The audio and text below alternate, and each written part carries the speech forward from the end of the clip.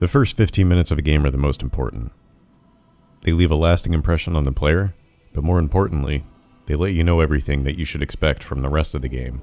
The first 15 minutes of Dark Souls are a tutorial. They teach you how to move, change your camera, that sort of thing. So we'll be doing a side-by-side comparison of Dark Souls 3 and Dark Souls 1. The very first area in the game has you start down a long corridor. There's some orange text on the floor, showing you how to move your character or target lock. These text tutorials are placed with enemies that don't fight back. This gives you a safe space so you can familiarize yourself with the controls. Dark Souls 3 is a little bit different. We're still being set down a straight path, but it's a little bit more open, just a little bit more room to explore. We still have the orange text that tells you how to attack and move your camera, but this time the enemies actually fight back. There's not a whole lot of detail or other things to really note in this area, other than the color palette, which is blue. This makes the torches on the wall stand out. These torches are used throughout most of the game. They highlight a path that you should take, but they also highlight ladders that would otherwise be difficult to see. The blue color palette is also used in Dark Souls 3, so this makes the text that's on the ground really pop out. And instead of having torches along a wall to guide our path, we have this sunlight coming in between these two rocks. This is where you first learn about the target lock. This enemy is placed in a dark corner, and once the player presses the correct button, that enemy suddenly stands out. Again, an orange torch is used here to light our path. And coming up the ladder, we're going to see even more orange torches. So after a handful of enemies, we're already at our first bonfire. We don't see our first bonfire in Dark Souls 3 until we kill about half a dozen enemies. These large doors are a recurring element in Dark Souls. They open just slightly enough for you to sneak your character in. They also help frame the scenery just beyond, which is important for when this boss just comes crashing down. Let's take a moment and look at how the lighting was done for this scene. The right side is completely cast in shadows, while the left has those orange torches, hinting that that's where we should be going. So we step past the boss's first attack, and we make it through this doorway. By this time, Dark Souls 3 still has us chasing smaller enemies. This archer is pretty important, and he's used in both the tutorial for Dark Souls 3 and Dark Souls 1. I'll make a comparison here in a moment. But first, let's keep heading down this path in Dark Souls 1. The level designers were nice enough to include a bonfire here to give us a chance to heal and rest up. This tooltip on the ground lets us know that we need to get our shield. Upon examining the room, there's nothing to loot, but leaving the doorway, we're greeted with that archer. Here we pick up a shield and some instructions on how to equip items. With our shield in hand, we're now ready to charge headfirst into that archer. Let's back up just a bit here. There's not much space on either side for us to move. The only option that's available to us is to charge this archer head on. It's immediately obvious what's required from the player. Dark Souls 3, again, it's similar, but it's also a lot different. Like the rest of this area, this particular section is much more open. We have more room to breathe on the left or the right.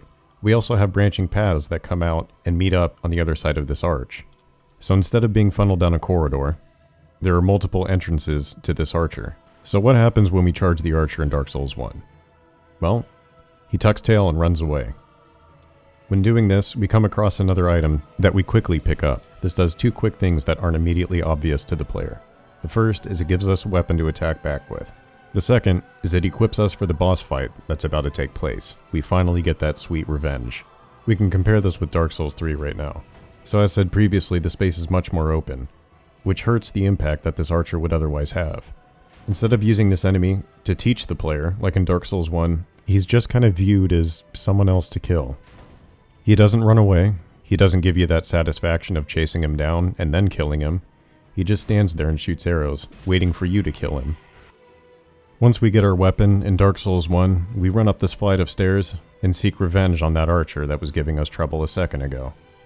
We have a little bit of a breather through the use of this white fog, and we're allowed to take in some scenery while we get our bearings. We realize that we're a flight up from the bonfire that we were at previously. We can also see someone that was helping us out in an earlier cutscene. Moving around the corner slightly, we see that there's no way in there.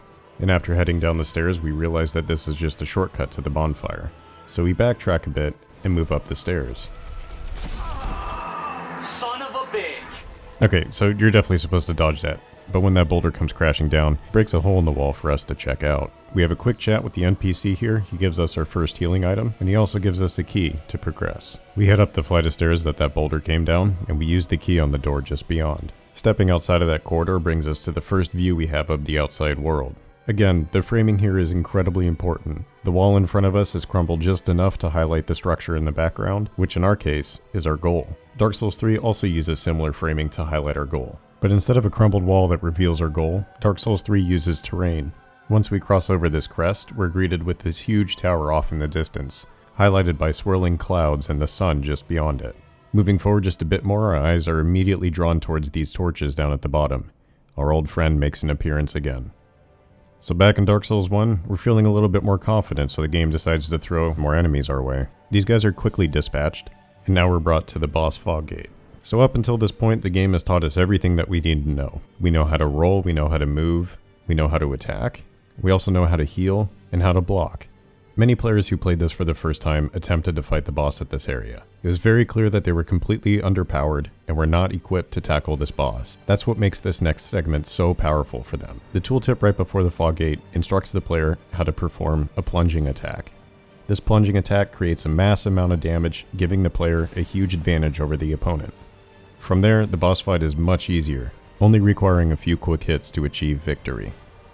Dark Souls 3 kind of drops the ball here. When the game instructs you on how to perform the plunging attack, it has you practice on an enemy that's not quite rewarding.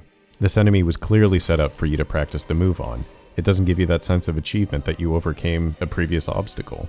From there, you simply make your way into the boss room. I understand that this is a tutorial boss and everything, but I still felt like this was pretty lackluster. There's no real test to ensure that you know how the game operates. The pacing of this entire level feels off when you compare it to the pacing in Dark Souls 1. The placement of the orange messages were chosen at very specific points in the level, to teach moves that you need to know for the boss. Every message was isolated from one another, each having their own room. The target lock had a dude in a dark corner, the shield had that archer down a long hallway, the roll had that boulder that came crashing down the stairs. The plunge attack message was right there before the boss. Everything made sense in the tutorial for Dark Souls 1, but in the tutorial for this game, everything was much less effective at teaching the player what's required of them. So I think that wraps up pretty much everything I wanted to say about the two games. I love the shit out of Dark Souls 3, but like I said, I think the tutorial was a little bit lackluster. It could definitely be improved. I would like to continue this analysis series. I'll be talking about different games, and I'd also like to make more comparisons of traditional game design and virtual reality game design. I think for the next game, I'll be talking about the comparisons of Chronos and Dark Souls, so look forward to that, whenever I finish it. I'll have it up for you soon.